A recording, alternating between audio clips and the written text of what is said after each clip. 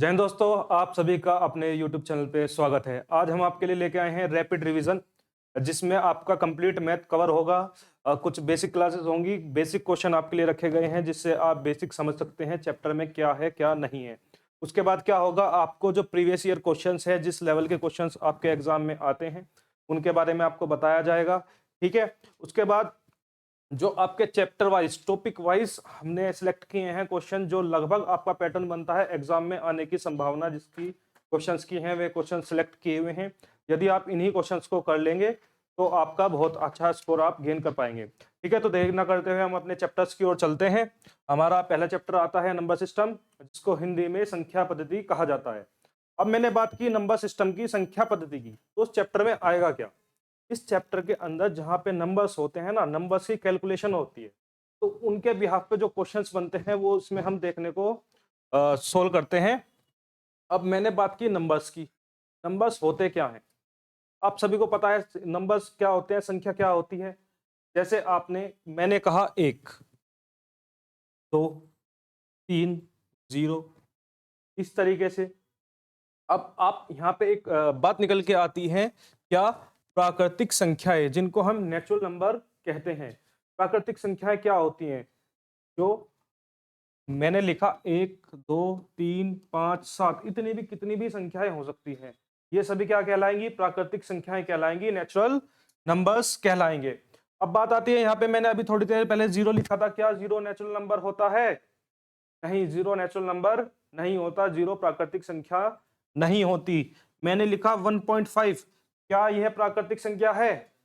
नहीं, जितनी भी पॉइंट वाली संख्याएं होंगी वह प्राकृतिक संख्याएं नहीं होंगी। प्राकृतिक संख्याएं आपकी क्या होंगी, पूर्ण संख्या होंगी, जीरो प्राकृतिक संख्या नहीं होगी। उसके बाद मैं आपसे बात करता हूं ओड और इवन की, विषम संख्याओं की और सम संख्याओं की। तो आपको एक बात ध्यान देनी है, जहां ये 2, 4, 6, 8, इस तरीके से जहां पे भी एक संख्या को छोड़कर सम स्थान पे जो संख्याएं आती हैं उनको हम सम संख्या कहते हैं, इवन नंबर्स कहते हैं। और जो 1, 3, 5, 7 जो विषम स्थानों पे संख्याएं आती हैं उनको हम विषम संख्याएं कहते हैं और नंबर्स कहते हैं।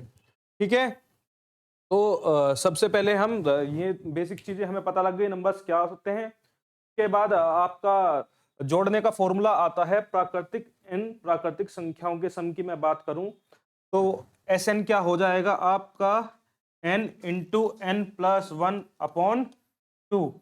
ठीक है, इस फॉर्मूले से आप क्या निकाल सकते हैं, प्रथम एन प्राकृतिक संख्याओं का योग निकाल सकते हैं। जैसे आपका क्वेश्चन आया कि प्रथम 10 प्राकृतिक संख्याओं का योग क्या होगा, प्रथम 10 प्राकृतिक संख्याओं का योग क्या होगा, का योग क्या होगा।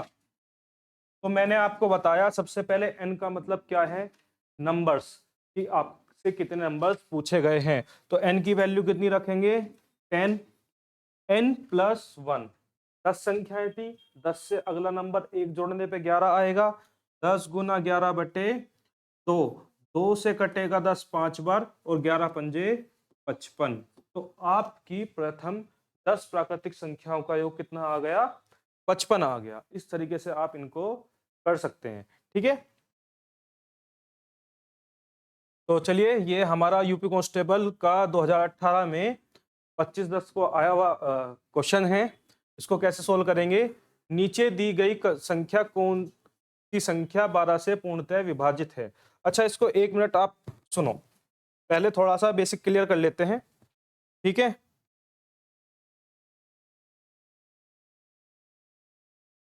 नंबर सिस्टम में आपके ये क्वेश्चन बहुत ज्यादा पूछे जाते हैं। 9 से, 12 से, 3 से, 5 से, इनसे आपसे पूछा जाता है, एक संख्या दी जाएगी आपको कि यह पूर्णतः विभाजित है, उसमें एक नंबर मिस कर देंगे, 2 नंबर मिस कर देंगे और उनकी स्थान पर पूछेंगे यहाँ पर कौन सी संख्या होगी। तो आपको एक बात याद रखनी है, देखो कोई भी संख्या 1 से तो पूर्ण रूप से विभाजित होती है। उसके बाद हम विभाजिता के नियम की बात करते हैं कि कौन सा नंबर किससे डिवाइड होगा। तो 2 से विभाजिता का नियम क्या कहता है, 2 से विभाजिता का नियम क्या कहता है, कौन सी संख्या 2 से विभाजित होंगी? जो भी सम संख्याएं होंगी और जिसके लास्ट में संख्या के 0 होगा, यूनिट प्लेस पर इकाई का अंक 0 होगा, जैसे 10, 20, 40, 100, कितनी भी बड़ी संख्या हो, लास्ट में जिसके 0 होगा और वह सम संख्या होगी, इवन नंबर होगा, जैसे 4, 8, 12, 24, ये सभी 2 से डिवाइडेबल होगी। जितनी भी दुनिया में सम संख्याएं हैं वो सब 2 से विभाजित हो जाएंगी। ठीक है, उसके बाद आती है 3 से विभाजिता का नियम। इससे 3 से विभाजिता का नियम, 3 से विभाजिता का नियम क्या कहता है? जितने भी नंबर्स हैं, जैसे मैंने लिखा 8, 7, इसमें 2 अंक है, 1, 2, इकाई ढाई, ठीक है, 2 अंक है, इनके अंकों का योग यदि 3 से विभाजित होता है तो वह संख्या 3 से पूरी तरह विभाजित हो जाएगी। देखो 8 और 7 15, क्या 15 3 से डिवाइड होता है? बिल्कुल होता है। तो यह संख्या 3 से डिवाइडेबल होगी। जैसे मैंने कहा 8 और 6, 8 और 6 14, तो क्या 14 3 से डिवाइड होता है? नहीं होता। तो ये संख्या 3 से डिवाइड नहीं होगी। मैंने कहा 81, 8 और 1 9, 9 3 से डिवाइड होता है? बिल्कुल होता है। तो यह संख्या 3 से डिवाइड हो जाएगी। जिन संख्याओं के अंकों का योग 3 से कट जाए वह संख्या 3 से कट जाएगी। ठीक है, अब बात आती है 4 की। 4 से विभाजिता का नियम क्या कहता है? कौन सी संख्या 4 से पूर्णतः विभाजित हो जाएगी? जिन संख्या के लास्ट में डबल जीरो हो, लास्ट में डबल जीरो हो, जैसे 100, 500, इस तरह से लास्ट में डबल जीरो हो, या उस संख्या के लास्ट के 2 अंक 4 से विभाजित हो जाए, वह संख्या 4 से पूर्णतः विभाजित हो जाती है। ठीक है, जैसे मैंने लिखा 6, 4, 4, इसके लास्ट के 2 अंक 4 से विभाजित हो रहे हैं, हो रहे हैं, यह संख्या 4 से पूर्णतः विभाजित हो जाएगी। इसके लास्ट के, अब देखो जैसे मैंने लिखा 4, 4, 1, क्या यह 4 से विभाजित होगी? यह नहीं होगी। आप शुरू में 2 4 देख के कंफ्यूज नहीं होंगे। आपको देखना है लास्ट के 2 अंक 41 4 से कटता है या नहीं कटता। 41 4 से नहीं कटता, तो यह संख्या 4 से डिवाइडेबल नहीं होगी। ठीक, उसके बाद बात आती है 5 की। 5 से विभाजिता का नियम क्या कहता है? 5 से वे संख्या डिवाइड होती हैं जिनके लास्ट में या तो 0 आए या 5 आए। कोई भी नंबर के लास्ट में 0 या 5 हो, वो 5 से डिवाइड हो जाएगी। जैसे मैंने लिखा 45, 1050, 1155, ये सभी संख्याएं 5 से डिवाइडेबल हैं। इस संख्या के लास्ट में 0 या 5 आता है वह सभी 5 से डिवाइड हो जाएंगी। ठीक है, इसके बाद बात बात आती है 6 की। ऐसे जब मैं विभाजिता के नियम की बात करता हूं तो आपको संख्या को ऐसे देखना है। यह एक जब मैंने अब तक आपको बताया 2, 3, 5 की बात बताई, देखो 2 को तो हालांकि मैं डिवाइड कर सकता था, लेकिन ऐसे नंबर्स को हम डिवाइड कर लेते हैं। कैसे? 2 और 3 में क्या 2 या 6 होते हैं? जो भी संख्या 6 से डिवाइड होगी वो इन दोनों से भी डिवाइड होगी।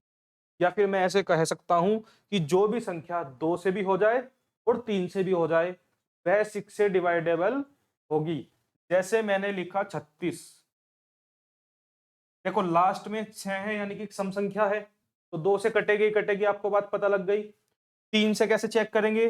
3 और 6 9, तो ये 3 से भी डिवाइड हो रही है, तो मुझे पता लग गया जो 36 है वो 3 से भी डिवाइड हो रही है, 2 से भी डिवाइड हो रही है, तो ये ऑटोमेटिक किससे डिवाइड हो जाएगी? 6 से डिवाइड हो जाएगी। ठीक है, अब बात आती है 7 की। इससे 7 की, देखो 7 से डिवाइडेशन का रूल आपको बड़ा ध्यान, क्योंकि इसमें एक लॉजिक लगा हुआ है, तो उस लॉजिक को आपको याद रखना है। जब भी मैं 7 से विभाजिता के नियम की बात करता हूं तो तो आपको इसमें क्या करना है, जो इकाई का अंक है ना, जो यूनिट पैलेस है, उसका करना है डबल और माइनस कर देना है रिमाइंडर बचे हुए नंबर से। ठीक है, कैसे? जैसे मैंने लिखा 343, कितना लिखा? 343। मुझे चेक करना है क्या यह 7 से कटता है, डिवाइड होता है या नहीं होता। मैंने कहा इकाई का अंक 3, इसका करो डबल, 3 दूनी 6 और 6 को घटा दो इसमें से, 34 में से कितने बचे? 28। क्या 28 7 से डिवाइड हो जाता है? 7 चौक 28 डिवाइड हो जाता है। तो जो यह संख्या है ना 343, यह 7 से डिवाइडेबल होगी। ठीक है, जैसे मैंने लिखा 442। अब इस पे चेक करते हैं, देखो 2 का डबल 4, 4 में इसमें से घटाऊंगा तो ये आएगा 40, 40 7 से नहीं, ये डिवाइडेबल नहीं होगी। ठीक है, लेकिन यदि मैं यहाँ पे लिख देता 441, 1 का डबल 2 और 2 घटाता इसमें से तो आते 42। क्या 42 7 से कटता है? अब यह संख्या 441 7 से डिवाइडेबल होगी। तो आपको क्या करना है, यूनिट पैलेस लेना है, इकाई का अंक पकड़ो, उसका करो डबल और बची हुई संख्या में से घटा दो। ठीक है, कोई भी संख्या आपके पास आई, एक आया, एक को आपने पकड़ लिया कि हमारे कान पे 2 और कह दिया जा भाग यहां से, वापस जा, किसके पास? बचे हुए के पास। और उन्होंने उसे अपने में से निकाल दिया कि भाई हम नहीं रखते, तू भी जा यहां से। ठीक है, तो इसको आपको बचे हुए में से घटा देना है, ये बात याद रहेगी। अब बात आती है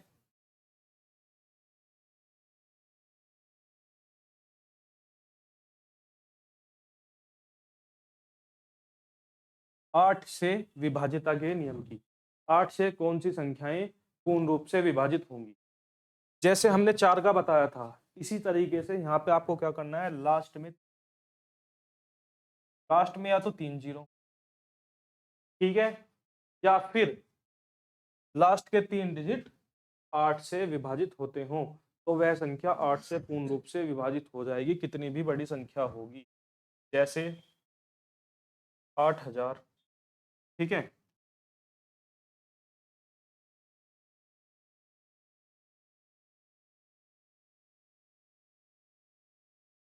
कोई भी संख्या ले सकते हैं आप।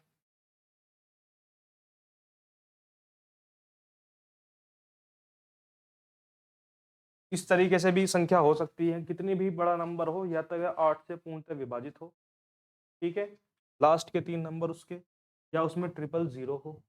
ठीक है, जैसे मैंने नंबर लिखा, ये भी 8 से पूरी तरह डिवाइडेबल होगी, क्योंकि लास्ट के 3 नंबर 8 से डिवाइड हो रहे हैं। ठीक है, अब बात आती है 9 से विभाजिता के नियम की। 9 से विभाजिता का नियम क्या कहता है? कौन सी संख्याएं 9 से पूर्णतः विभाजित हो जाएंगी? जैसे 3 का नियम था ना, अंकों का योग अगर 3 से विभाजित हो जाए तो संख्या 3 से विभाजित हो जाती है। इसी तरीके से हम कह सकते हैं जिन संख्याओं के अंकों का योग 9 से विभाजित हो जाएगा, वह संख्या 9 से विभाजित हो जाएगी। जैसे मैंने लिखा 81, ठीक है, 81। अब 81 देखो, 8 और 1 9, क्या 9 से विभाजित होता है? बिल्कुल होता है।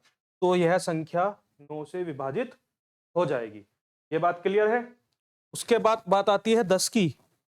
आप सभी जानते हैं 10 से वे ही संख्या विभाजित हो सकती हैं कि लास्ट में 0 हो, उससे अलग कोई भी संख्या 10 से विभाजित नहीं हो सकती। 10 20 40 1000 1 लाख 1 करोड़ कितने भी हों, लास्ट में 0 होना कंपलसरी है। ठीक है, उसके बाद बात आती है 11 की। इसकी 11 की, जैसे 7 का था, 11 का नियम भी थोड़ा सा स्पेशल है।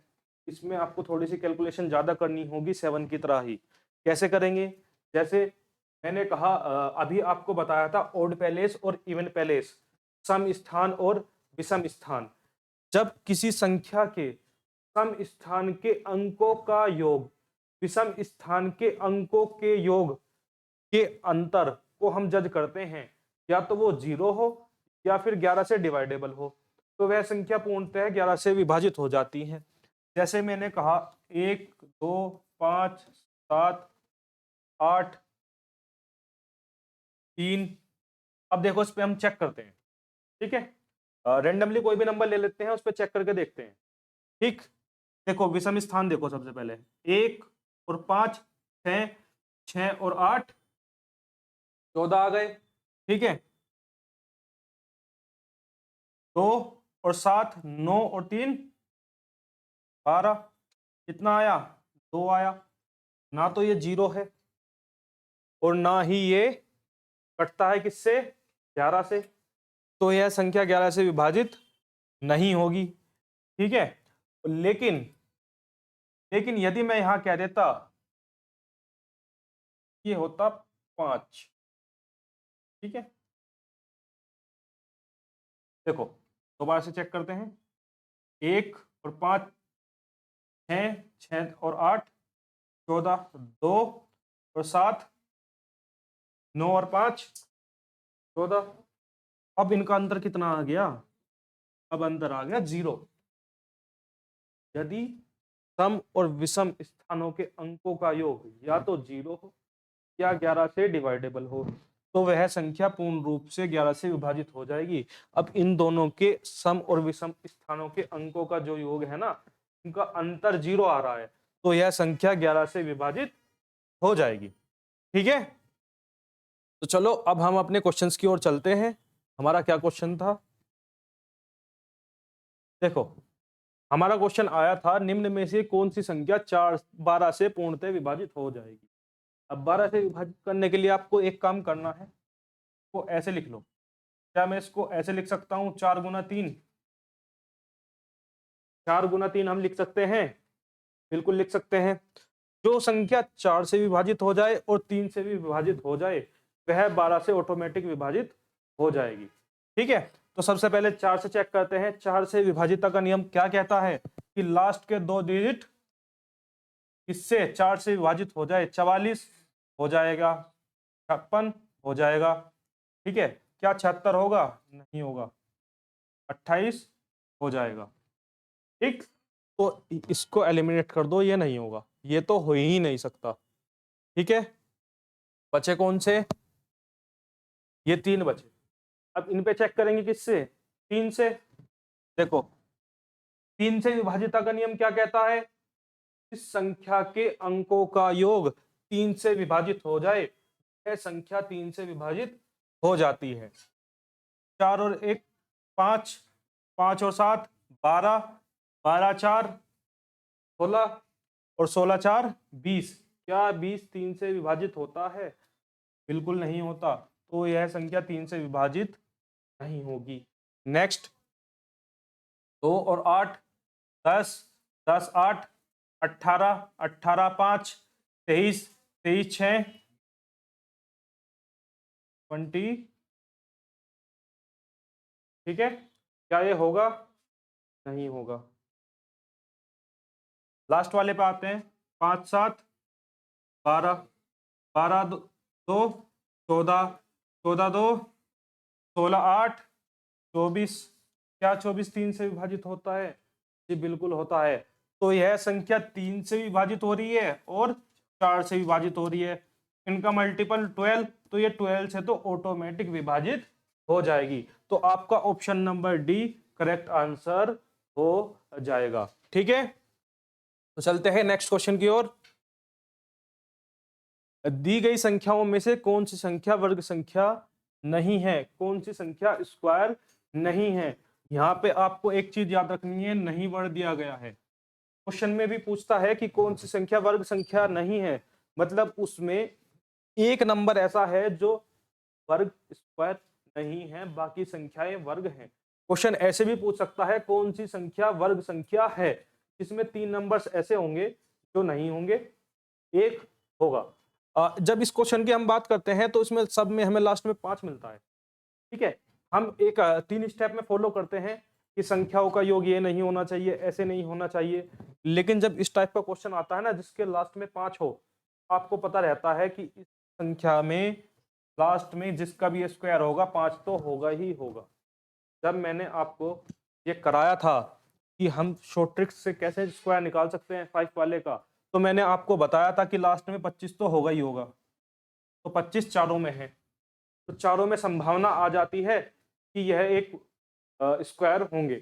ठीक, उसके बाद हम जब निकालते थे, चलिए मैं एक बार आपको रिकॉल करा देता हूं यहीं पे ही, कि आपको जब भी 5 नंबर्स जिसके लास्ट में हो उसका स्क्वायर निकालना हो तो विद इन अ सेकेंड आप कैसे निकाल सकते हैं। जैसे मैंने कहा 15 का स्क्वायर, तो आप क्या करेंगे, सबसे पहले लास्ट में 5 है तो 25 लिख देंगे, ये तो कंपलसरी है, आएगा ही आएगा। उसके बाद आप क्या करेंगे, जो आपका रिमेनिंग नंबर है, रिमेनिंग नंबर 1, उसके नेक्स्ट नंबर से उसमें कर देंगे मल्टीप्लाई। तो कितना आ गया, एक की मैं मल्टीप्लाई 2 में करूंगा तो 2 आ गया, 2 को एज इट इज लिख दो, 225 इसका स्क्वायर आ गया। मुझे पता है सबके लास्ट में 25 है, तो यानी कि ये जिसका भी स्क्वायर है उसके लास्ट में 5 नंबर होगा ही होगा। ठीक है, अब 5 का नियम क्या कहता है कि उसके नेक्स्ट नंबर में गुना करी होगी, तो उनका डिफरेंस 1 रहा होगा। तो आपको क्या करना है, जो बचे हुए नंबर है ना, रिमेंडिंग नंबर है, इनके क्या कर लो, गुणनखंड कर लो ऐसे जिनमें 1 का अंतर हो। देखो 7 8 56, क्या इनमें 1 का अंतर है? बिल्कुल है, तो ये हो गया 75 का स्क्वायर। 8 निम 72, 85 का स्क्वायर। देखो 9 गुना 10 95 का स्क्वायर। लेकिन जब मैं यहाँ पे 36 की बात करता हूं तो 6 गुना 6 आता है, 6 गुना 6 आता है, तो यह किसी का स्क्वायर 5 के नंबर का नहीं बन रहा, क्योंकि उसमें नेक्स्ट नंबर से गुना करते हैं, तो यह एक वर्ग संख्या नहीं है, बाकी तीनों नंबर वर्ग संख्या है। मुझसे पूछा गया था क्वेश्चन में, निम्न में से कौन सी वर्ग संख्या नहीं है, तो आपका option number C correct answer हो जाएगा। आपको ये बात ध्यान रखनी है, उसने नहीं में पूछा है या कौन सा है में पूछा है। ठीक है, तो चलते हैं हम अपने नेक्स्ट क्वेश्चन की ओर। देखिए x का न्यूनतम मान क्या होगा ताकि संख्या 8x 5215 9 से विभाज्य हो। मैंने आपको अभी 9 से विभाज्यता का नियम बताया था, जिसमें आपको बताया गया था जो सी संख्या के अंकों का योग किससे 9 से विभाजित हो जाता है, तो वह संख्या किससे विभाजित हो जाती है, 9 से विभाजित हो जाती है। देखो जोड़ो, 5 और 1 6, 6 2 8, 8 5 13, 13 8 21, 21 और 1 x, यह 9 से विभाजित होगा। ठीक है, 21 नंबर मेरे पास आ चुके, इसमें मैं क्या और जोड़ूं, अब मान पूछा है न्यूनतम का, तो 21 से अगला नंबर कौन सा ऐसा है जो 9 से विभाजित होता है। देखो 9 दूनी 18, 18 के बाद अगला होता है 27, 9 से न्यूनतम मान के लिए मुझे इसे 27 बनाना होगा। ठीक है, तभी ये पूर्ण संख्या की क्या हो जाएगी, 9 से विभाजित हो जाएगी। 21 नंबर मेरे पास है, मुझे उसमें x जोड़ना है, कुछ नंबर जोड़ना है जो वह 27 बन जाए। 21 में मुझे कितना जोड़ना होगा कि वह 27 बन जाए, तो मैं इसमें 6 जोड़ दूंगा, या फिर आप डायरेक्ट ऐसे भी लिख सकते हैं 21 plus x equals to 27, x equals to 27 minus के 21 इक्वल्स टू 6। ठीक है, तो x की वैल्यू कितनी आ गई, 6 आ गई। ऑप्शन नंबर डी आपका करेक्ट आंसर हो जाएगा, इसको आप लिख लीजिए।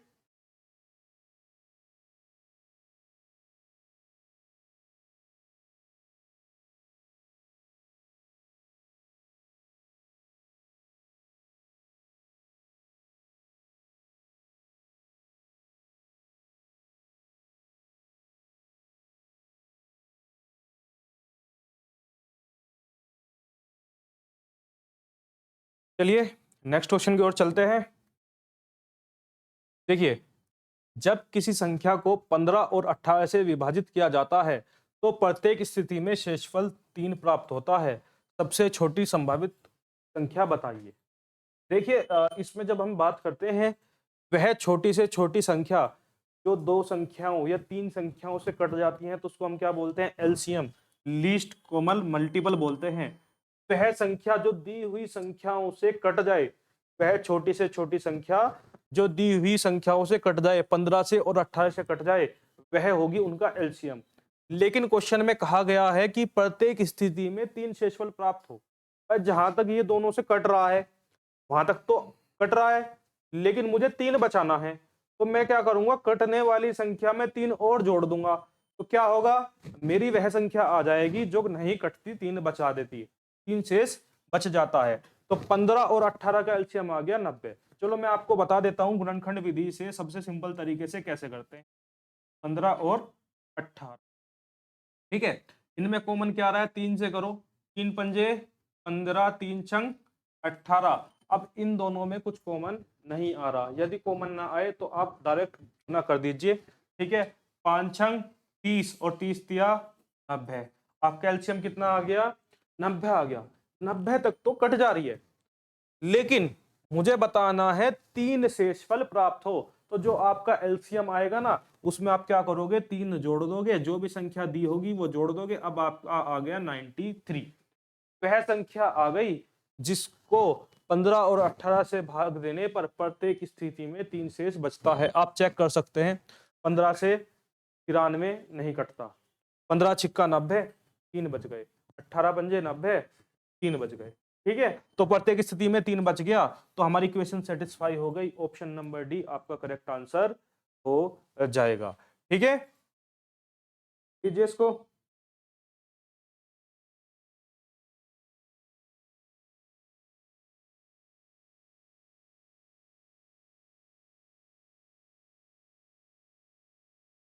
चलिए नेक्स्ट क्वेश्चन की ओर चलते हैं। दो संख्याओं का योग 15 है और उनके वर्गों के बीच का अंतर भी 15 है, निम्न में से कौन सी बड़ी संख्या है। देखिए दो संख्याएं दी हुई है, मुझे संख्या नहीं बताई, दो संख्याओं का योग 15 है, मैंने मान लिया एक संख्या x है और एक है y, उनका योग कितना हो गया, 15 हो गया, 15 हो गया। लेकिन क्वेश्चन में कहा है उनके वर्गों के बीच का अंतर, उनके स्क्वायर के बीच का डिफरेंस, तो x का स्क्वायर और उसके y के स्क्वायर के बीच का डिफरेंस कितना है, वो भी 15 है, वो भी 15 है। आप सभी जानते हैं ए स्क्वायर माइनस बी स्क्वायर का फॉर्मूला क्या होता है, ए plus b, a minus B, ठीक है, ए plus b, a minus B. क्या मैं यहां पे ये फॉर्मूला लगा सकता हूं, ये हो जाएगा x plus y, x minus y equals to 15। अब आप मुझे एक बात बताओ, एक्स प्लस वाई की वैल्यू यहाँ पे कितनी दी हुई थी, 15। क्या मैं इसकी जगह यहाँ पे 15 रख सकता हूँ, देखो इसकी जगह मैंने यहाँ पे 15 रख दिया, ये हो गया x minus y equals to 15। ये वाला 15 नीचे भाग में जाएगा तो 15 से 15 कट जाएगा, तो x माइनस वाई कितना आ गया, 1, माइनस वाई कितना आ गया, 1 आ गया, ठीक है। अब इसकी वैल्यू को उठा के यहां पे रख दो, x minus y equals to 1, दो इक्वेशन आ गई, इनको आप जोड़ दो, ठीक है। जब मैं प्लस वाई में माइनस वाई जोड़ूंगा तो ये आपस में कट जाएंगे, भाई एक दूसरे के अपोजिट कभी एक साथ रह सकते हैं, इनमें तो आपस में बच जाएगी, और एक दूसरे को कर देंगे खत्म, हो गए 0। उसके बाद बात आती है x की, प्लस का x और प्लस के x दोनों जुड़ जाएंगे साथ में, एक और एक दो हो जाएंगे, तो ये हो गए 2x, और 15 और एक 16, 2 से 16 कटेगा 8 बार, तो x की वैल्यू कितनी आ गई, 8 आ गई। अब एक बात बताओ, दो संख्याएं ली थी मैंने x और y, ठीक है, या तो आप इसकी वैल्यू उठा के यहां रख दो और 15 में से घटा के निकाल लो, लेकिन आपको क्या करना है, स्मार्ट वर्क करना है, आपको टाइम वेस्ट नहीं करना है। आपको पता है x पहली संख्या थी और इनके बीच का अंतर 1 है, तो बड़ी संख्या में से छोटी संख्या घटाई होगी तभी पॉजिटिव नंबर बचा होगा, तो x हमेशा बड़ी संख्या होगी, छोटी संख्या पूछता तो y होता, क्योंकि x माइनस वाई बराबर 1 है, तो बड़ी संख्या में से छोटी संख्या घटाई होगी तभी पॉजिटिव नंबर बचेगा। तो बड़ी संख्या क्या हो गई, x, और मुझसे कौन सी पूछी है, बड़ी संख्या कितनी आई, 8। ऑप्शन नंबर डी आपका करेक्ट आंसर हो जाएगा, ठीक है। इसको लिख लीजिए आप जल्दी से।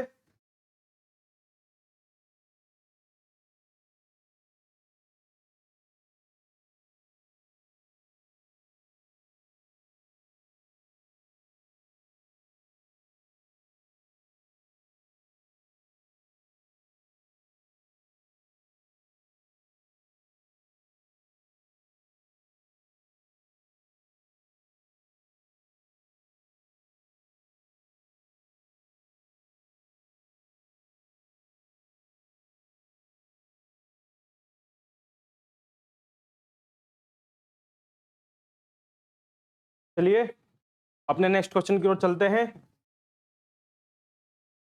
देखिए, एक संख्या को 65 से विभाजित करने पर शेषफल 31 प्राप्त होता है। वही संख्या जब 13 से विभाजित होती है तो शेषफल क्या प्राप्त होगा? देखिए, इसमें एक बात समझने की है। एक संख्या है, कोई भी XYZ एक संख्या है, इसे मैंने 65 से डिवाइड किया, 65 से विभाजित किया, तो मुझे कितना शेषफल प्राप्त हुआ? 31। यानी कि वह 65 के मल्टीपल से 31 एक्स्ट्रा है। 65 तक तो विभाजित हो चुकी है वो। तो आपको जिस दूसरे नंबर से विभाजित करनी है ना, आपको पहले चेक करना है क्या वह जिससे आपने पहले डिवाइड की थी, क्या वह उससे डिवाइडेबल है? क्या 65 13 से डिवाइडेबल है? 13 पंजे 65 पूरी तरीके से कट जाता है। तो मतलब जो संख्या 65 ने काटी होगी, जितनी संख्या काटी होगी, वो तो 13 भी काट देगा। जैसे मैंने कहा 10, जब मैं 10 को 9 से विभाजित करूंगा तो 1 बचेगा। 9 तक तो 9 ने काट दिया, लेकिन अब मैं कह रहा हूं इसे विभाजित करना है 3 से, तो 9 तक जो 9 ने काटा है वो तो 3 भी काट ही देगा। तो इसी तरीके से 13 से 65 तक की संख्याएं तो कटी जाएंगी, बची हुई संख्या पे हम चलाएंगे। तो बची हुई संख्या कितनी है? 31। अब 31 को डिवाइड करेंगे किससे? 13 से। 13 तिया 39 होते हैं तो ज्यादा हो जाएगा, 13 दूनी 26। जब मैं इसमें से 26 घटाऊंगा तो कितना बचेगा? 5। क्या रिमाइंडर बचेगा, क्या शेषफल बचेगा? 5। ऑप्शन नंबर सी आपका करेक्ट आंसर हो जाएगा। इसको आप जल्दी से लिख लीजिए।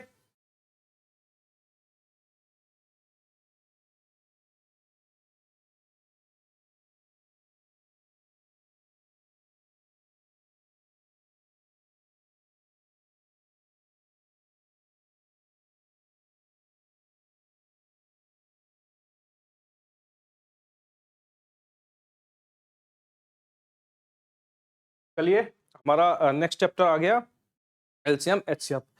मैंने नंबर सिस्टम में आपको बेसिक 5-6 क्वेश्चन कराए हैं, जिसमें आपके प्रीवियस ईयर भी थे, और आप अगर इन्हें ही कर लेंगे, इस टाइप के ही क्वेश्चन आपके एग्जाम में आते हैं।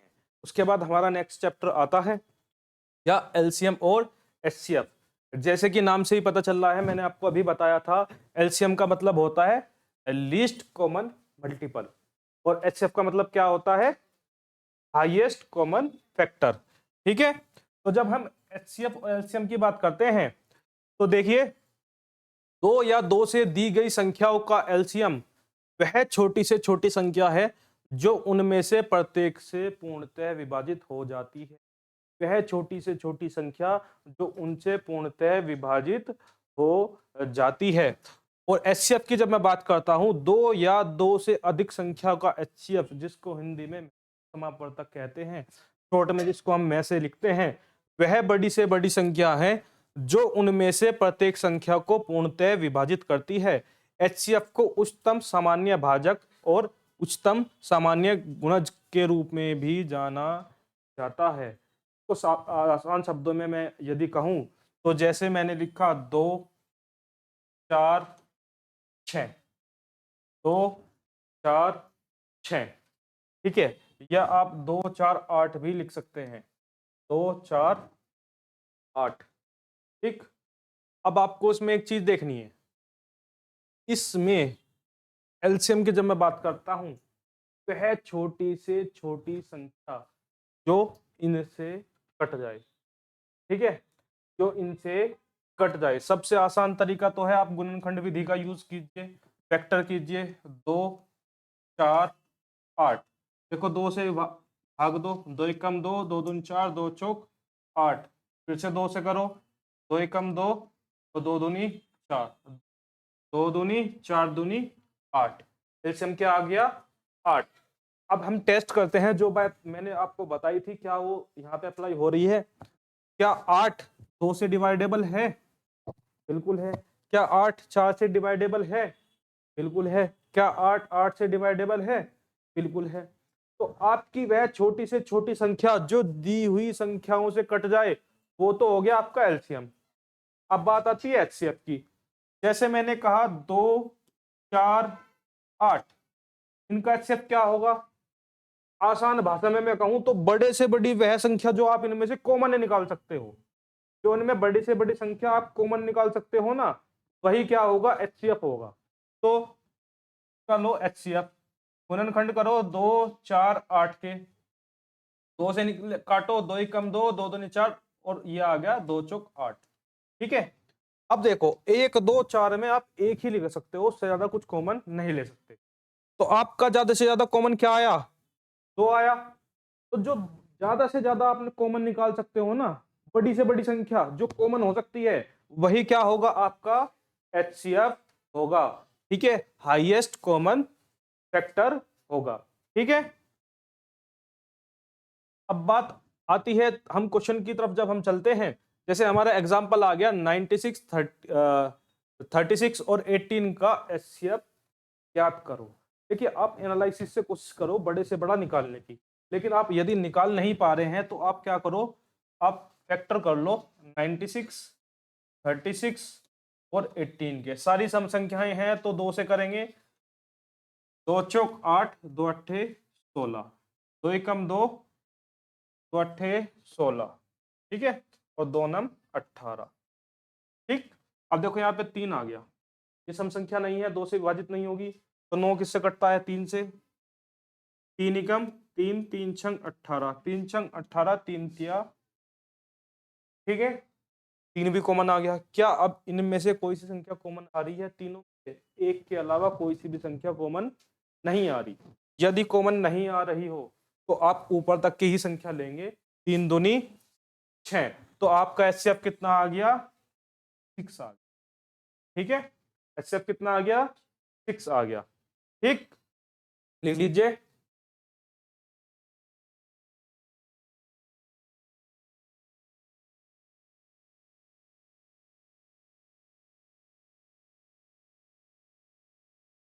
चलिए देखिए 96 36 18 का एलसीएम, अब की बार एलसीएम पूछ लिया गया है। ठीक है, एलसीएम कैसे करेंगे, फैक्टर कीजिए 96 36 और 18 का। बड़े से बड़े से कोशिश करिए आपको करने की, लेकिन चलिए छोटे से ही कर देते हैं। 2 चौक 8, 2 अट्ठे 16, 2 एकम 2, 2 अट्ठे 16, 2 निम 18। अब किससे कटेगा, 3 से, 3 एकम 3, 3 छंग 18, 3 छंग 18, 3 तिया 9। ठीक है, देखो इन दोनों में 2 कॉमन आ रहा है और इन तीनों दोनों में 3 कॉमन आ रहा है, तो एक बार एक से कर लीजिए 2 को, और एक बार एक से कर लीजिए। ठीक है, चलिए 3 से ही ले लेते हैं। 16 तो नहीं कटेगा, तो उसको एज इट इज लिख देते हैं। जो संख्याएं आपकी नहीं कटती उसको एज इट इज लिख देते हैं। उसके बाद बात आती है 6 की, तो 3 दूनी 6 और 3 एकम 3। 16 और 2 में क्या कॉमन है, तो 8, 1 और 1, इसको 8 को भी यहीं पे लिख लो ऐसे। ठीक है, 8 दूनी 16, 16 तिया 48। ठीक है, यदि आप ऐसे डायरेक्ट नहीं कर पा रहे हैं ना, वहां तक आप कैलकुलेशन करते हैं, वहां तक लिख ले और बाकी को अलग लिख लिया। देखो 3 दूनी 6, तो 6 गुना 48 हो गया। आप अलग भी गुना करके देख सकते हैं अगर आपको प्रॉब्लम हो रही है, लेकिन मिस्टेक नहीं करनी है। 6 48 हासिल लगे 4, कैरी हुए 4, 6 चौक 24 और 4 28, 288 आपका क्या आ गया, एलसीएम आ गया। इन तीनों का एलसीएम कितना आ गया, 288। ठीक है, ये बात आप समझ गए होंगे।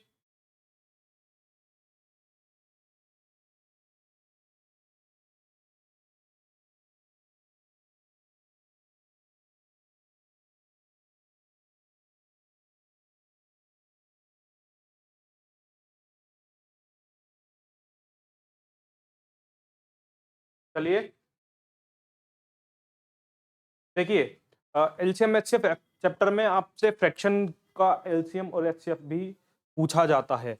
जब मैं बात करता हूं भिन्न की, फ्रैक्शन की, फ्रैक्शन में क्या होता है, भिन्न में क्या होता है, एक तो होता है अंश और एक होता है हर।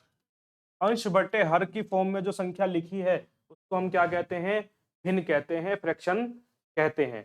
ठीक है, जब 2 या 2 से अधिक भिन्न हो, उनका एलसीएम और एचसीएफ पूछा गया हो, तो उसको किस तरीके से निकालते हैं हम, भिन्न का जब हमें एलसीएम लेना होता है तब हम क्या करते हैं, अंश का ऊपर वाले का एलसीएम लेते हैं और हर का नीचे वाले का एचसीएफ लेते हैं। जब हम बात करते हैं भिन्न के एचसीएफ की, तब हम क्या करते हैं, ऊपर वाले का एचसीएफ लेते हैं और नीचे वाले का एलसीएम लेते हैं। सीधा सीधा याद रखो, यदि भिन्नों का एलसीएम बोला गया है तो ऊपर वाले का तो वो ही लो जो बोला गया है। अंश का लो, अगर एलसीएम बोला तो अंश का एलसीएम, अंश का क्या बोला है, एचसीएफ बोला है तो उसका भी एचसीएफ लो।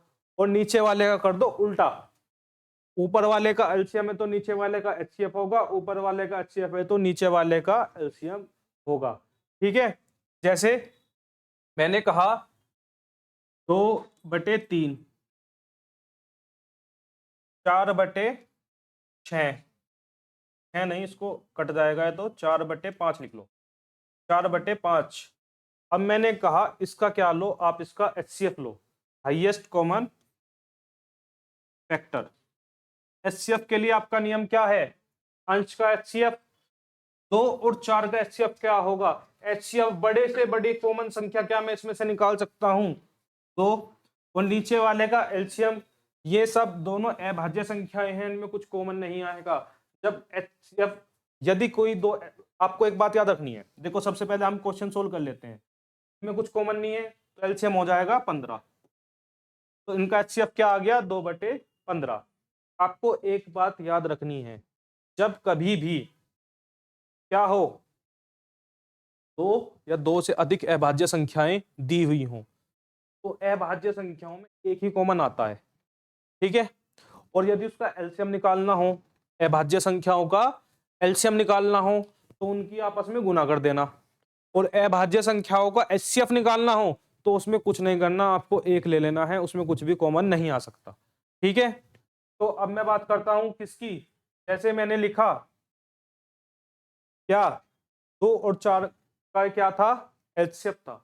यदि मैं कहूं इनका ही एलसीएम लो, क्या लो, एलसीएम लो, तो इनका एलसीएम किस तरीके से लेंगे आप, ऊपर वाले का एलसीएम, 2 और 4 का एलसीएम क्या आएगा, 4 आएगा। क्लियर है, और जब मैं बात करता हूं नीचे वाले की, हर की, तो उसका मुझे लेना होगा एचसीएफ। 3 और 5 अभाज्य संख्याएं हैं, इनमें एक के अलावा कॉमन नहीं आ सकता, तो क्या आएगा, 1, तो 4/1, 4 आपका आंसर हो जाएगा। ठीक है, ये बात क्लियर है, इसको जल्दी से नोट डाउन कर लीजिए।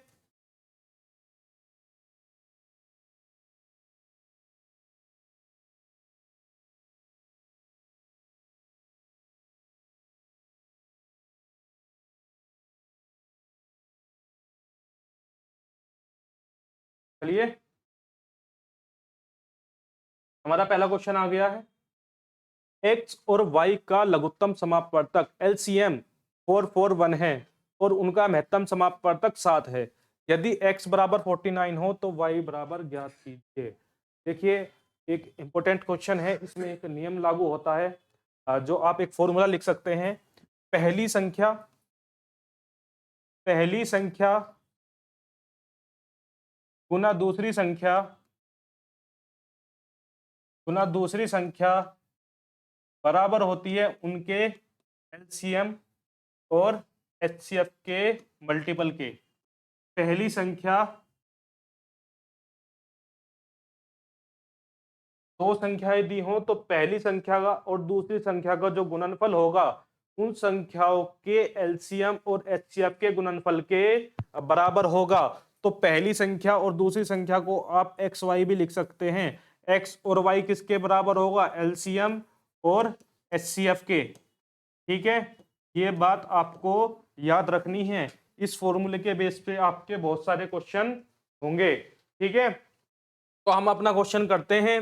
x की वैल्यू कितनी दी है, 49, y की दी नहीं है, किसकी पूछी है, एलसीएम और एचसीएफ। ठीक है, एलसीएम कितना दिया है 441 और एचसीएफ कितना दिया है 7। ये हमारी इक्वेशन बन गई। इस इक्वेशन को सोल्व करके हम अपना क्वेश्चन निकाल सकते हैं। देखो, इस वाले 7 से जब नीचे भाग में जाएगा कट जाएगा, कितना आएगा, 7 सती 49। अब इस वाले से निकालो, 7 छिंग 42, 2 बचे, 21 हो गया, 7 या 21, तो एक्स वाई की वैल्यू कितनी आ गई, 63। 63 देखो, ऑप्शन नंबर डी 63 आपका करेक्ट आंसर हो जाएगा। ठीक है, आप ये समझ गए तो जल्दी से नोट डाउन कर लीजिए।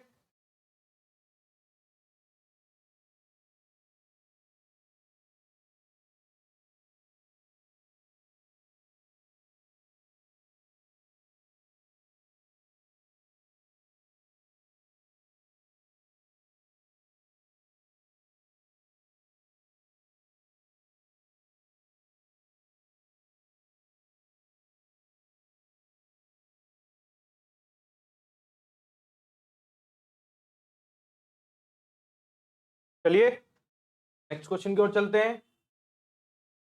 दो संख्याओं का महत्तम समापवर्तक HCF 6 है, निम्न में से कौन सा उनका लघुत्तम समापवर्तक नहीं हो सकता। देखो मैंने आपको जब गुणनखंड करने सिखाए थे ना, गुणनखंड में आपने कॉमन चीज निकाल ली थी, और एलसीएम कैसे निकालते हैं, जो हमारा HCF होता है, मान लो यहाँ पे आपका कुछ भी आ गया 2 4 6, ठीक है, यहाँ पे आपने 2 ले लिया, ये कॉमन आ गया, उसके बाद क्या बचा था यहाँ 2 और 3, 3 दूनी 6 और 12, ठीक है, आपका एलसीएम 12 आ गया। इसकी गुना आपने इसमें की है ना HCF में, तो जो भी आपका एलसीएम आएगा वो मल्टीपल होगा किसका, HCF का। सीधी सी बात है, जो आपकी बची हुई संख्या है उसकी आपने HCF में गुना करी तभी तो आपका एलसीएम आया। ठीक है, यदि ये जो एलसीएम आएगा ना ये 100% HCF से कटेगा ही कटेगा, डिवाइडेबल होगा। ठीक, तो मुझसे पूछा है दो संख्याओं का HCF 6 है, कितना है 6 है, निम्न में से कौन सा उनका लघुत्तम समापवर्तक कभी नहीं हो सकता। नहीं वर्ड को बहुत ध्यान से रखना, अब एग्जामिनर आपसे नहीं वर्ड में क्वेश्चन पूछता है, आप जल्दीबाजी में क्या करते हो, नहीं को नहीं पढ़ते और क्वेश्चन कर देते हो, और आपका पहला ही ऑप्शन करेक्ट बैठ जाता है। ऑप्शन पूछा था नेगेटिव सेंस में, आप पॉजिटिव सेंस में लेके पहला ही ऑप्शन देख लेते हो और सही करके आ जाते हो। एग्जामिनर आपको यहाँ पे बेवकूफ बना जाता है। तो आपसे पूछा है नहीं हो सकता, तो इसे चेक करने के लिए आपको देखना है जो चार संख्याएं हैं क्या में 6 से डिवाइडेबल हैं। 24 है, 46 है, 60 है, क्या 56 6 से डिवाइड हो रहा है, नहीं हो रहा, तो यह इसका एलसीएम कभी नहीं हो सकता। ठीक है, तो यह संख्या आपकी अलग है, तो क्या आ गया आपका आंसर 56 आ गया। ठीक है,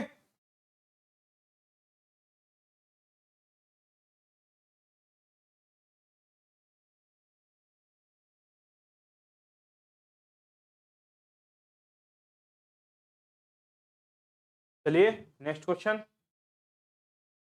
देखिए क्या कहा। दो संख्याओं का योग 15 है और उनका अंतर उनके योग का 1/5 है, इन दो संख्याओं का एलसीएम ज्ञात कीजिए। देखिए बड़ा ही अच्छा क्वेश्चन दिया हुआ है। दो संख्याओं का योग, मान लो वह संख्या क्या है, x प्लस वाई कितनी है 15, और उनका देखो उनका अंतर उनके योग का 1/5 है।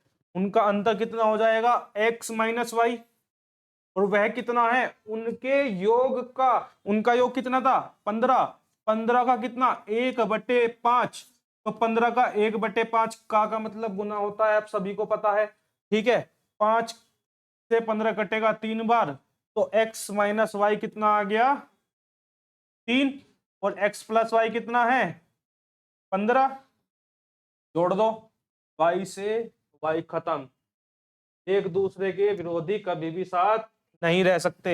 x और x 2x, 15 और 3 18, x बराबर आ गया 9, x बराबर आ गया 9।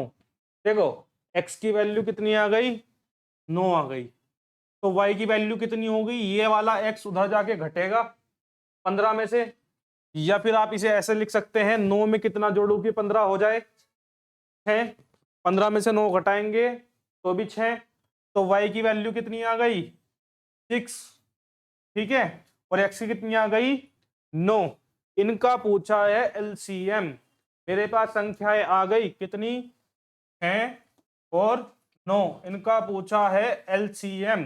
ठीक है, 3 से डिवाइड करो, 3 दूनी 6 3 तिया 9। अब ये आपस में कट नहीं सकती, ठीक है। 3 दूनी 6, 6 तिया 18। आपका इन दोनों संख्याओं का एलसीएम आ गया 18। ऑप्शन नंबर सी आपका करेक्ट आंसर हो जाएगा। इसको आप जल्दी से लिख लीजिए।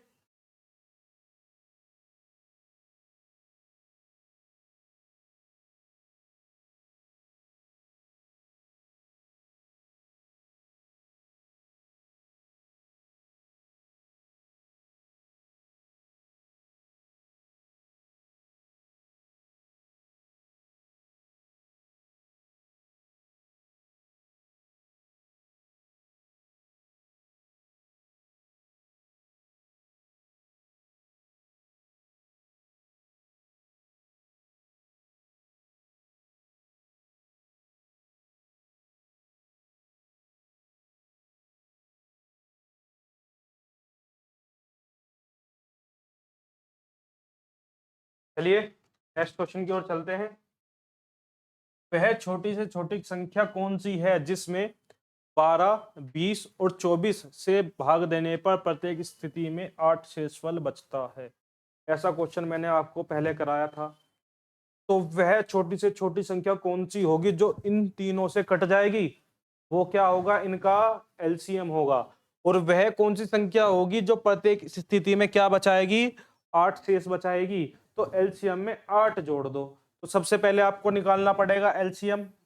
गुणनखंड करो, 12, 20, 24, ठीक है। 2 से डिवाइड करेंगे तो कितना आ गया, 2 छिक 12, 10, ठीक है। और 12 दूनी 24। फिर से 2 से करेंगे, 2 तिया 6, 2 पंजे 10, 2 छिक 12, ठीक है। अब ये कट रहा, ठीक है। 3 कट रहा है, देखो 3 एकम 3, 5 और 3 दूनी 6। अब ये अभाज्य गुणनखंड हो गए, ठीक। तो 5 दूनी 10, 10 तिया 30, 30 दूनी 60 और 60 दूनी 120। एलसीएम कितना आ गया, 120। तो 120 तो वह संख्या हो गई जो इनसे कट जाएगी। लेकिन पूछा है वह संख्या जो प्रत्येक स्थिति में 8 शेष बचाए। तो 120 तो कट रही है और उसमें यदि मैं 8 जोड़ दूं तो कितनी हो गई, 128। अब 128 वह संख्या आ गई जो इन तीनों से डिवाइड करने पर, जिसको इन तीनों से डिवाइड करूंगा तो हर स्थिति में क्या बचेगा, 8 शेष बचेगा। देखो 12 से 120 काटेंगे, 128 नहीं कट सकता। 10 की गुना करेंगे तो 120 हो गया, 8 बच गया। इसी तरीके से 20 से भी और 24 से भी 120 कटेगा, 8 128 नहीं कटेगा, ठीक है। तो इसको आप जल्दी से लिख लीजिए।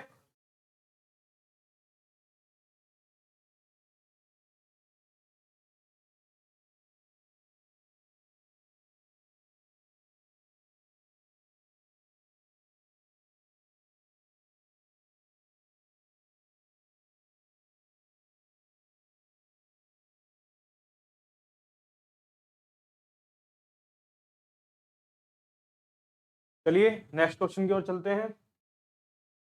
अब हमारा नया चैप्टर आ गया है सिंप्लीफिकेशन, सरलीकरण।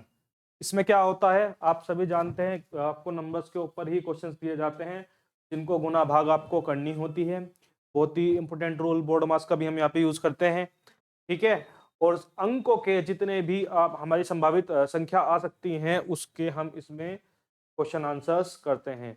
तो देरी ना करते हुए इनके क्वेश्चन को चलते हैं, ठीक है। इसमें कुछ फॉर्मूले निकल के आते हैं, जैसे a प्लस बी का होल स्क्वायर होता है A square plus B square plus 2ab। a minus B का होल स्क्वायर होता है A square plus B square minus 2ab। A square minus B square, जैसे मैंने आपको अभी बताया था, a प्लस बी और a माइनस बी होता है।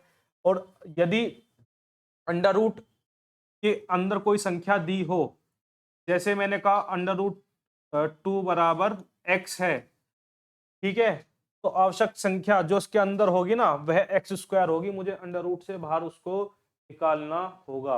इसको आप ऐसे समझिए, एक्स स्क्वायर को मैं क्या लिख सकता हूं, तो लिख सकता हूं, ठीक है।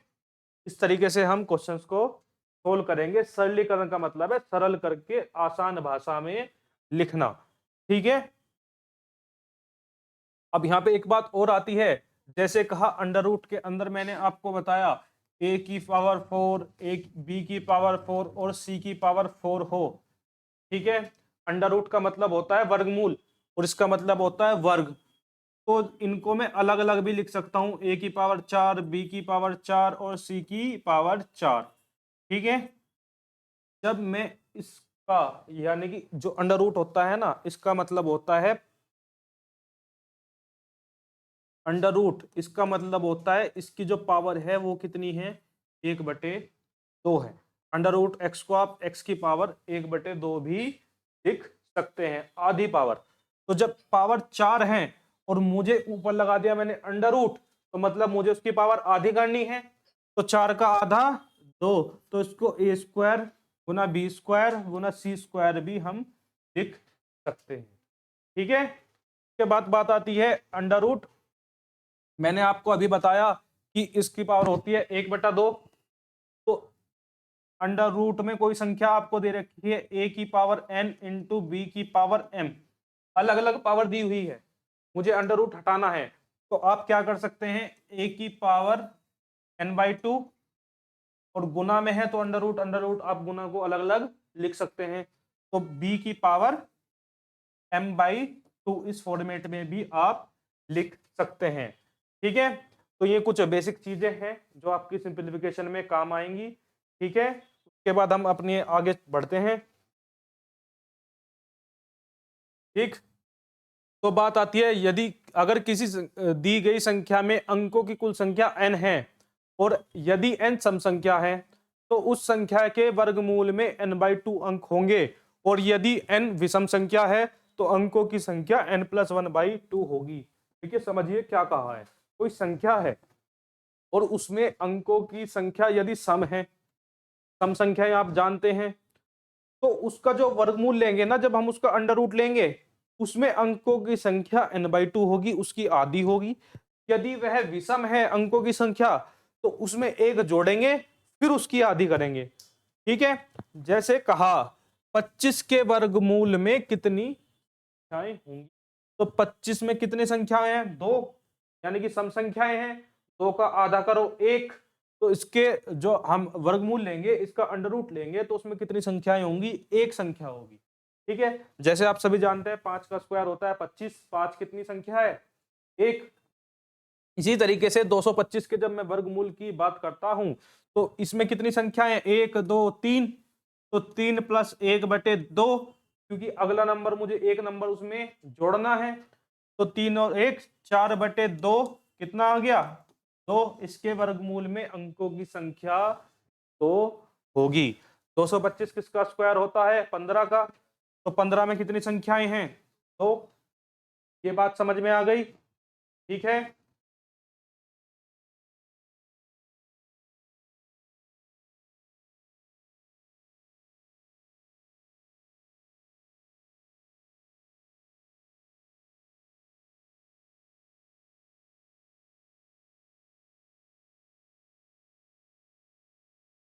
चलिए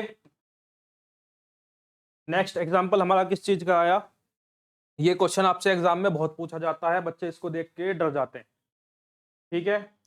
क्या, जब कभी भी अंडर रूट के अंदर अंडर रूट की सीरीज दी हुई हो, ठीक है, जैसे दिया हुआ है तो उसकी वैल्यू क्या निकलेगी, जैसे यहाँ पे दिया हुआ है क्या, √2 के अंदर √2, उसके अंदर √2, ऐसे करके कहां तक दिया हुआ है, n तक दिया हुआ हो, उसमें काउंट करेंगे। सबसे पहले कितना है, 1 2 3 4 5, कितने हैं, 5। n की वैल्यू कितनी आ गई, 5। इसका फॉर्मूला क्या होगा, x की पावर 2n, 2 की पावर n, x की पावर 2 की पावर n -1/2 की पावर n, ठीक है।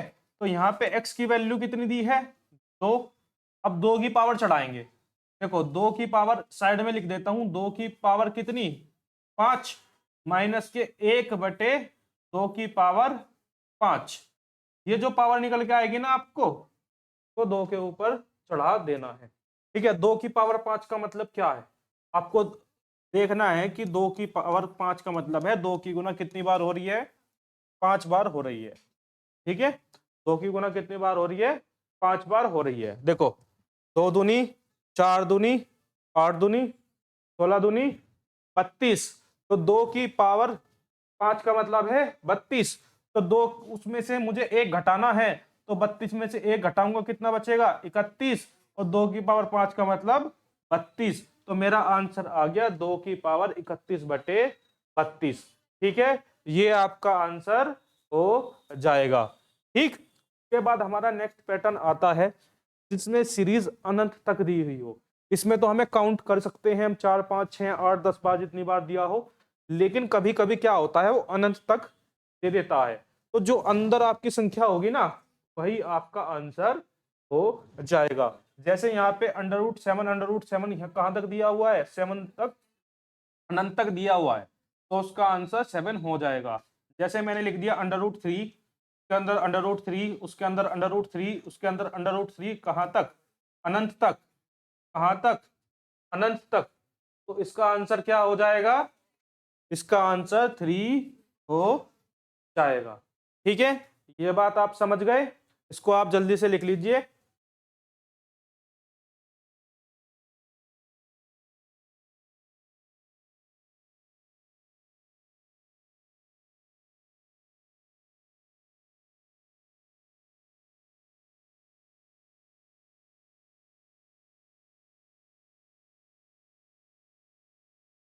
चलिए नेक्स्ट क्या टॉपिक आया हमारा, देखिए जहां पर प्लस दिया हो वहां पे तो गुना में था, यहाँ पे क्या है plus, under root x plus under root x plus under root x, और अनंत तक दिया हो, तो हमें क्या करना है, एक्स के गुणांक बनाने हैं जिसमें एक का डिफरेंस हो, जिन दोनों का गुणनखंड करना है, अंतर कितने का हो, एक का हो, और जब प्लस दिया हो तो उसमें बड़े वाला आंसर होगा, और जब माइनस दिया हो तो उसमें छोटे वाला आंसर होगा।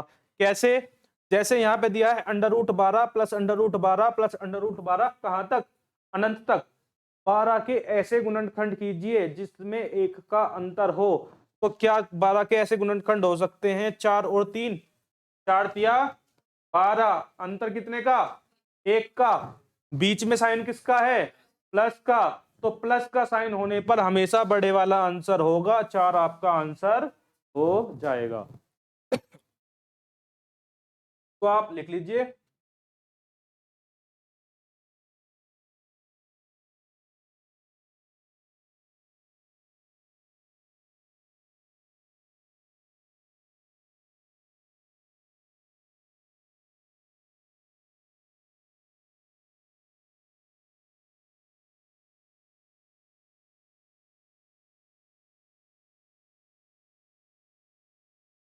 चलिए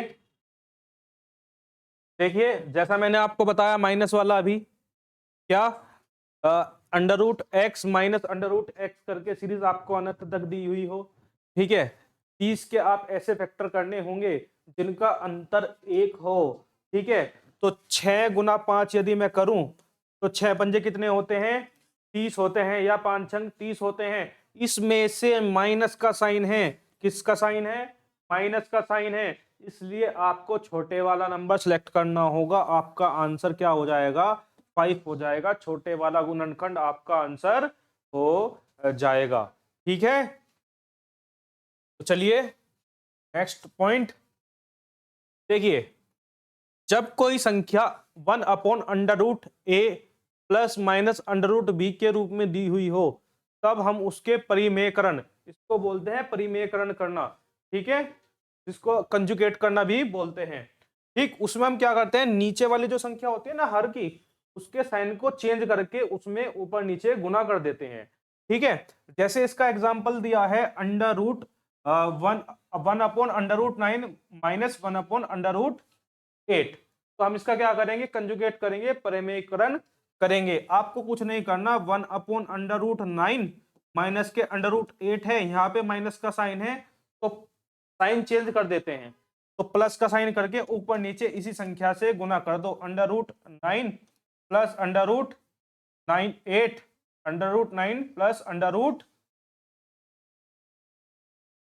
8, और नीचे क्या ले लो, √9 प्लस √8, क्योंकि मैं अपनी मर्जी से कुछ नहीं कर सकता। यदि मैंने गुना की तो मुझे भाग भी करनी होगी। देखो ये फॉर्मूला बन गया a plus b a minus B का।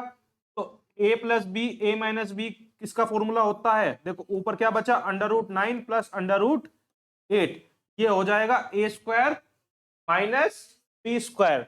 तो ये हो गया √9 का स्क्वायर माइनस √8 का स्क्वायर। आप सभी को पता है अंडर रूट का मतलब होता है 1/2, और यदि मैं उसका स्क्वायर करूंगा तो स्क्वायर से अंडर रूट कट जाएगा, स्क्वायर से अंडर रूट कट जाएगा। आपका आंसर कितना आया, √9 माइनस प्लस के √8 अपॉन 9 में से आपको 8 घटाने होंगे, क्योंकि यहाँ पे 9 बचे और यहाँ पे बचे 8।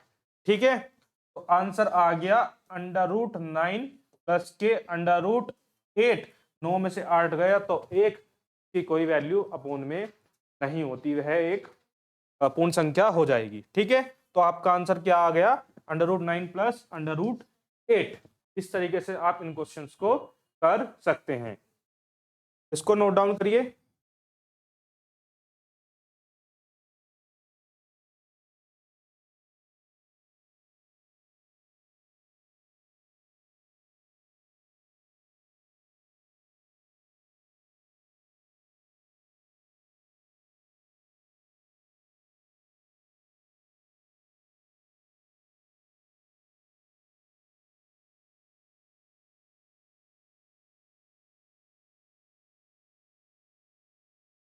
लिख लिया, ये हम अपने क्वेश्चंस की ओर चलते हैं।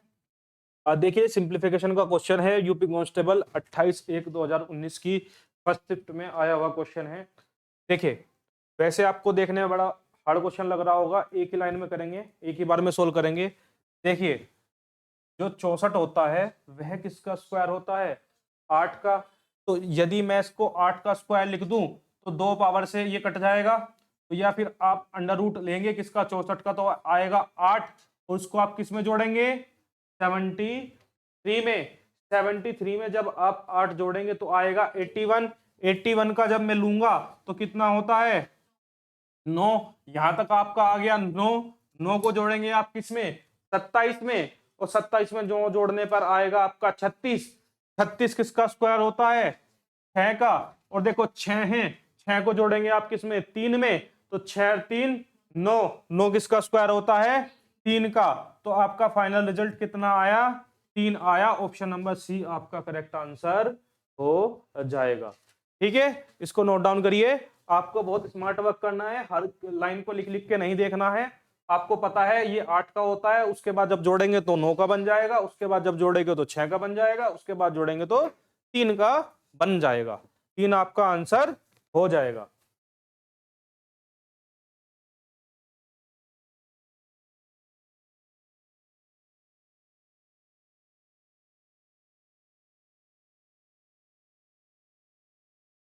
चलिए नेक्स्ट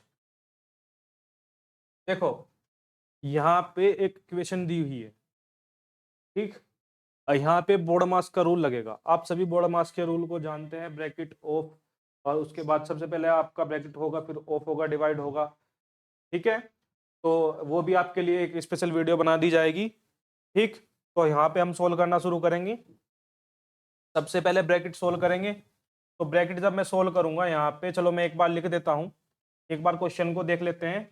90 डायरेक्ट करो आप ना, क्वेश्चन सोल्व करके ना, उसके बाद दोबारा जब लगाओगे आपको स्मार्ट वर्क करना है, कोशिश करना है जल्दी से जल्दी आंसर आ जाए। ठीक है, आपको पता है भाग का मतलब क्या होता है, आप जब भी आपको दिया हुआ हो, भाग दिया हुआ हो, तो आप उसको उल्टा कर दीजिए, व्युत्क्रम कर दीजिए और गुना का साइन लगा दीजिए। यहाँ भाग 6 था तो ये हो जाएगा 1/6, गुना एज इट इज रहेगा। ठीक है, अब यहाँ पे जब हम सोल्व करते हैं, 4 से मैं भाग दूंगा 8 को तो आएगा 2, और 2 को घटाऊंगा मैं किस में से, 24 में से, तो कितना आएगा 22। ठीक है, अब आगे आती है भाग की बात, तो लेकिन वहां पे भाग है, उसको मैं कन्वर्ट करूंगा किस में, गुना में। गुना में कन्वर्ट करने के बाद उसको लिख लेंगे 1/3। ठीक है, अब देखो 3 से काटो, 3 से कितनी बार कटेगा? 30 बार। 6 पंजे 30। अब 5 की गुना किस में करनी है? 22 में। 5 दूनी 10 और 5 दूनी 10 और 1 11। 110 आपका आंसर आ गया। ऑप्शन नंबर सी आपका करेक्ट आंसर हो जाएगा। सबसे पहले ब्रैकेट के अंदर का सोल्व करते हैं, उसके बाद डिवाइड करते हैं, उसके बाद मल्टीप्लाई करते हैं, उसके बाद प्लस और माइनस करते हैं। ठीक है,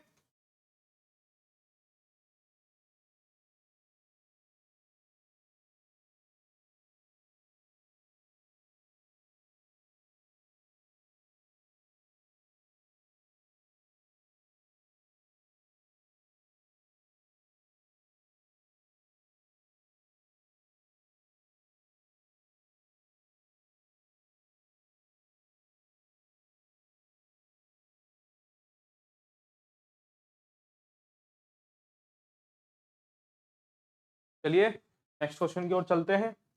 देखिए, इस क्वेश्चन को सोल्व कीजिए जल्दी से और कमेंट बॉक्स में बताइए आपका क्या आंसर आ रहा है। ठीक है, जल्दी से सोल्व कीजिए, बड़ा ही अच्छा क्वेश्चन है।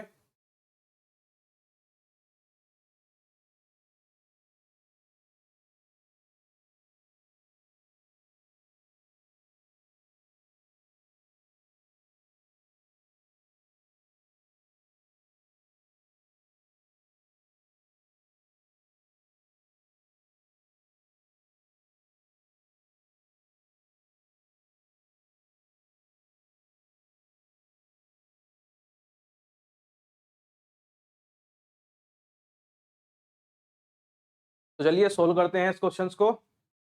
सबसे पहले मैंने आपको बताया बोर्ड मास का नियम लगाना है। बी का मतलब ब्रैकेट, ओ का मतलब ऑफ, डी का मतलब डिवाइड, और मास का में आगे आपका एम आएगा मल्टीप्लाई और ऐड और सब्ट्रैक्ट। ठीक है, ये नियम आपको याद रखना है। 7 की पावर 3 की बात करूं, सबसे पहले ब्रैकेट ब्रैकेट सोल्व कर लेते हैं सब। ठीक है, तो 7 की पावर 3 की बात करूं तो ये हो जाता है 343, माइनस के 7 की पावर 2 का मतलब होता है 49 और प्लस के 6। ठीक है, अब आप मुझे एक बात बताओ, तो ये 49 है माइनस के, उसमें प्लस के 6 हैं। जब मैं माइनस के 49 में प्लस के 6 जोड़ूंगा तो माइनस के कितने बचेंगे? 43। और 43 को मुझे घटाना है किस में से? 343 में से। जब मैं 343 में से 43 घटा लूंगा तो कितने बचेंगे? 300 बचेंगे, नहीं बचेंगे? ठीक है, तो इस वाली इक्वेशन का तो क्या आ गया? 300। अब है आगे मल्टीप्लाई का साइन।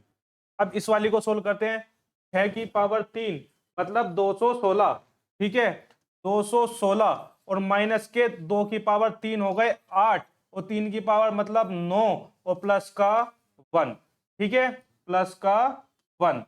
अब आप देखो, 9 में से एक प्लस का है तो वो घट जाएगा, माइनस के 8 और माइनस के 8 माइनस के 16, और प्लस के 216 में से माइनस के 16 घटाऊंगा तो कितने बचेंगे? 200। तो इस वाली इक्वेशन का कितना आ गया? 200।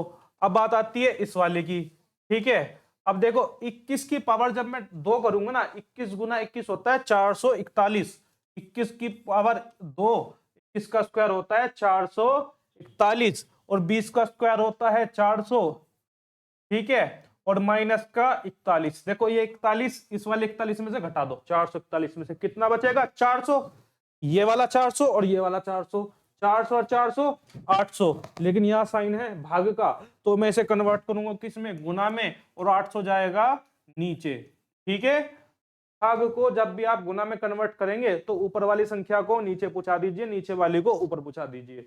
तो नीचे कुछ नहीं था तो ऊपर आ गया 1, और ऊपर वाली संख्या आ गई नीचे। ठीक है, 200 से 800 कटेगा 4 बार, 4 से 300 कितनी बार कटेगा? 75 बार।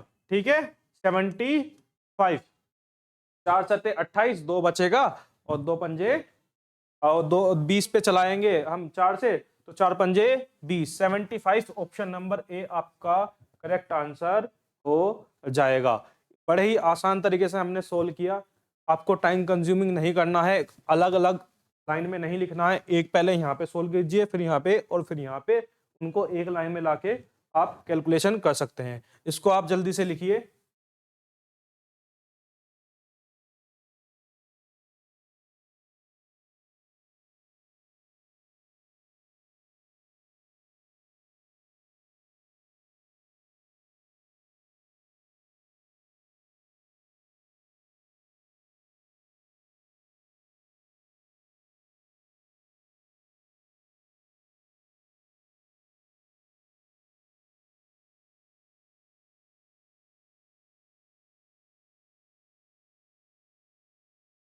चलिए आगे बढ़ते हैं।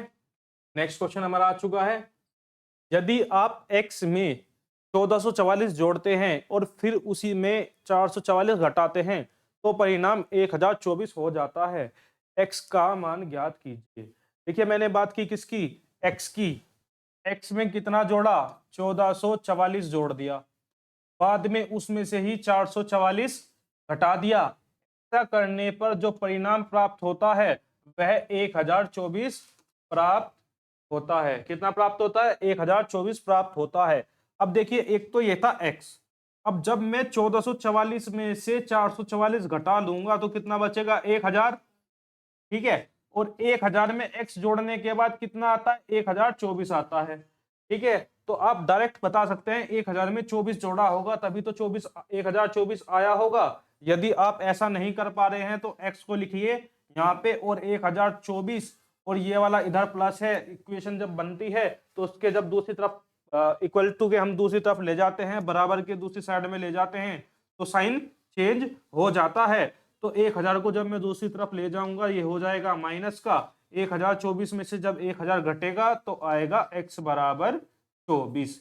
24 आपका आंसर हो जाएगा।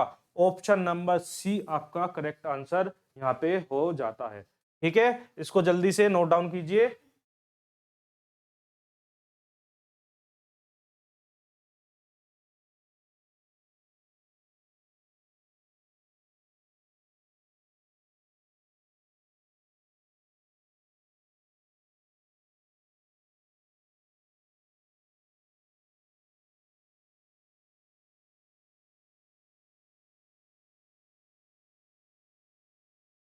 चलिए नेक्स्ट क्वेश्चन की ओर चलते हैं। नेक्स्ट पॉइंट हमारा क्या है, नया चैप्टर हमारा आ जाता है जिसको परसेंटेज हम कहते हैं, जिसको हिंदी में प्रतिशत कहा जाता है। जब मैं परसेंटेज की बात करता हूं, प्रतिशत की बात करता हूं, तो उसका मतलब क्या होता है, परसेंटेज का मतलब होता है पर ऑफ 100, जिसको हिंदी में प्रति सैकड़ा भी बोला जाता है। जैसे मैंने कहा प्रति सैकड़ा 2 रुपए प्रति सैकड़ा, मतलब कि प्रत्येक 100 पे 2 रुपए। तो प्रत्येक 100 पे जब मैं बात करता हूं तो उसको क्या बोलते हैं, परसेंटेज बोलते हैं। जैसे मैंने कहा 2 रुपए सैकड़ा, यानी कि प्रत्येक 100 पे 2 रुपए, तो उसकी वैल्यू आई 2% प्रति 100 पे। ठीक है, ये बात नॉर्मल सी बात है। तो देखिए परसेंटेज का अर्थ सिंबल होता है ये, और इसको आप डिफाइन कर सकते हैं 1/100 से। कहीं पे आपको ये दिखाई दे और परसेंटेज को फ्रैक्शन में चेंज करना हो या सिंपल आपको कैलकुलेशन करनी हो तो आप परसेंटेज का साइन हटा के वहां पर 1/100 भी लिख सकते हैं। ठीक है, जैसे कहा गया है परसेंटेज के अर्थ की जब बात की है, 20% का अर्थ किसी मूल्य का 20/100 होता है। जैसे मैंने आपको कहा 20% और परसेंटेज का आप हटा दो साइन तो ये क्या हो जाएगा 20, और परसेंटेज का साइन हटाने से आपको 1/100 लगाना होगा, तो ये हो जाएगा 20/100। जब 20/100 को आप अच्छे से कैलकुलेट करेंगे तो उसके लिए आपको से सरलीकरण में करना होगा, इसको सरल लिखना होगा। तो 20 से 100 कटेगा 5 बार, इसकी फ्रैक्शन आ गई 1/5। कितनी आ गई, 1/5 आ गई। ठीक है, तो किसी संख्या का 20% उस संख्या के 1/5 के बराबर होगा। इसमें आपको एक बात और याद रखनी है, जब भी आप फ्रैक्शन ऐसे लिखते हैं तो उसमें एक बहुत कॉमन सी बात है, इसको बड़े ध्यान से सुनना। जो नीचे वाली संख्या होगी ना, नीचे क्या है 5, इसका जो इतना परसेंट होगा, यानी कि 5 का यहाँ पे लिखा हुआ है 20%, वो किसके बराबर होगा, ऊपर वाली संख्या के बराबर होगा। जैसे मैंने लिखा 33 सही 1/3%, यानी कि 1/3। ठीक, 3 का 33 सही 1/3 1 के बराबर होगा। ये बात आपको ध्यान में रखनी है। ठीक है, तो परसेंटेज आप समझ गए क्या होता है। ठीक, जब मैं प्रतिशत परिवर्तन की बात करता हूं तो मुझे क्या करना है, नया मान जो हमारा आया है उसमें से पुराना जो परसेंटेज का मान था उसको घटा देंगे और क्या करेंगे, पुराने वाले से डिवाइड करके 100 से कर देंगे मल्टीप्लाई। जब आप ये क्वेश्चन करेंगे तो आपको बहुत अच्छे से समझ में आ जाएगा। उसमें बात आती है परिवर्तन का अर्थ क्या होता है। परिवर्तन के जब मैं अर्थ की बात करता हूं तो 2% दरों के बीच का अंतर होता है। जैसे पहले कोई रेट 50% की दर थी, अब 30% की दर हो गई, तो उनके बीच में कितने का डिफरेंस आया? 20 का डिफरेंस आया। तो परिवर्तन दर कितनी हो गई? 20% हो गई। और इसको ही हम क्या बोलते हैं? प्रतिशत बिंदु परिवर्तन से डिनोट करते हैं, कहा जाता है। इस वीडियो को आप बाद में आराम से देखना, जो ये आपकी हेडिंग्स लिखी हुई है ना, ये आप आराम से नोट करना, बहुत इंपॉर्टेंट आपके लिए होने वाली है। ठीक है, अब यहाँ पे हम कुछ फ्रैक्शंस की बात करते हैं। जैसे मैंने आपको अभी बताया था परसेंटेज को फ्रैक्शन में करना। देखो जैसे लिखा हुआ है 50%, का मतलब है परसेंटेज का साइन हटाओ और 100 से कर दो भाग, या 1/100 से कर दो गुना। 50 से 100 कटेगा 2 बार, तो आ गया 1/2। 33 सही 1/3% मैंने आपको बताया कितना होता है? 1/3 के बराबर होता है। 1/4, 1/5, 1/6, 1/7 ये आपसे एग्जाम में पूछ ली जाती हैं कि ये फ्रैक्शन किसके परसेंट के बराबर होगी, या आप कैलकुलेशन करते वक्त इनका उपयोग कर सकते हैं। आप वीडियो को आराम से रोक के बाद में दोबारा से जब देखेंगे तो आप उसमें इनको नोट कर लेना, या फिर हम आपके टेलीग्राम चैनल पे भी, जो हमारा एकलव्य एकेडमी मेरठ ऑनलाइन का जो चैनल है, उस पे भी हम इनको डाल देंगे, जिससे आपको लिखने में आसानी हो। ठीक है, तो 1/14, 1/15 इस तरीके की फ्रैक्शन आपके एग्जाम में आती है। 1/11 आपसे पूछ लिया जाता है। 9 सही 1/11% किसके बराबर होता है? 1/11 के बराबर होता है। ठीक है, हमारा पहला क्वेश्चन आ चुका है। ये यूपी कांस्टेबल 18/6/2018 की पहली शिफ्ट में पूछा गया क्वेश्चन है। देखिए इसको कैसे सोल्व करेंगे। इसमें पूछा गया है 35 का 12% कितना होगा। देखिए इसे आप सरलीकरण की तरीके से भी सोल्व कर सकते हैं। कैसे?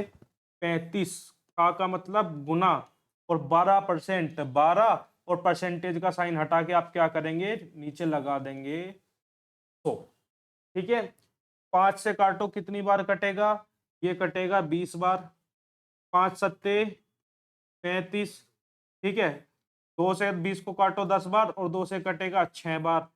7 छिंग 42, और 42/10। जब अपोन में 10 दिया हो, जितनी जीरो दी हो, उतने अंक के बाद से पॉइंट लगा देते हैं। इकाई से शुरू करते हैं, एक जीरो है तो इकाई के अंक के बाद आ जाएगा पॉइंट। ठीक है, तो आंसर आ गया 4.2। ऑप्शन नंबर सी आपका करेक्ट आंसर हो जाएगा। इस तरीके से आप बड़ी आसानी से परसेंटेज के क्वेश्चन को सोल्व कर सकते हैं। तो जल्दी से आप नोट डाउन कर लीजिए।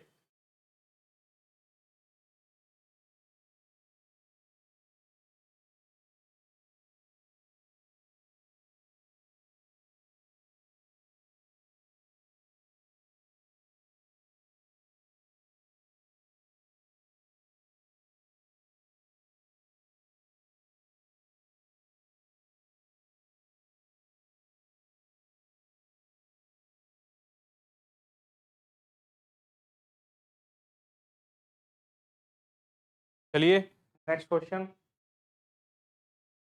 किसी संख्या का 45% यदि 135 है तो वह संख्या क्या है? देखो यहाँ पे आपको एक बात ध्यान में रखनी है। कोई भी संख्या मूल रूप में अपने 100% होती है, कोई भी संख्या अपने 100% के बराबर होती है। या तो आप इसको लिख लीजिए, उस संख्या को x मान लीजिए, और x का 45% करके इक्वल में रख दीजिए 135। या फिर आप डायरेक्ट ऐसे लिख सकते हैं। कैसे? 45% किसके इक्वल है? 135 के इक्वल है। इसके इक्वल है 135 के इक्वल है। लेकिन मुझे कितना बताना है? मुझे मूल संख्या बतानी है। वह संख्या क्या है वो बतानी है।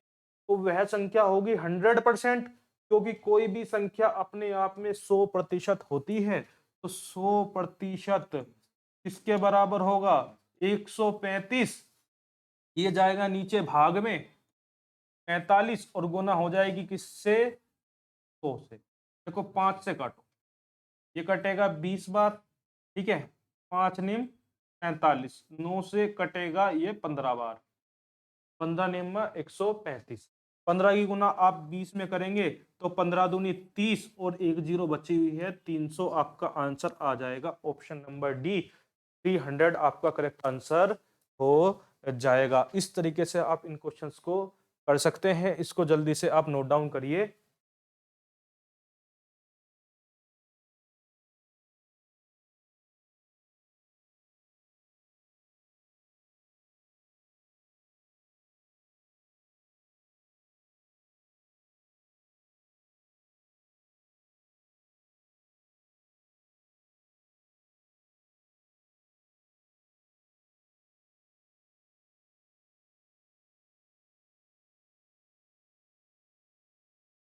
चलिए, नोट डाउन कर लिया।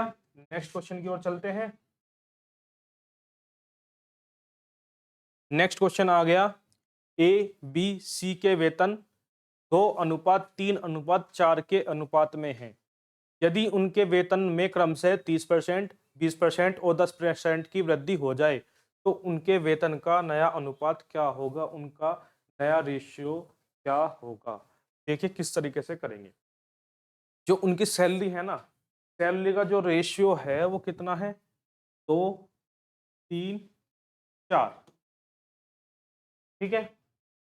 आपको पता है कोई भी संख्या अपने मूल स्वरूप में 100%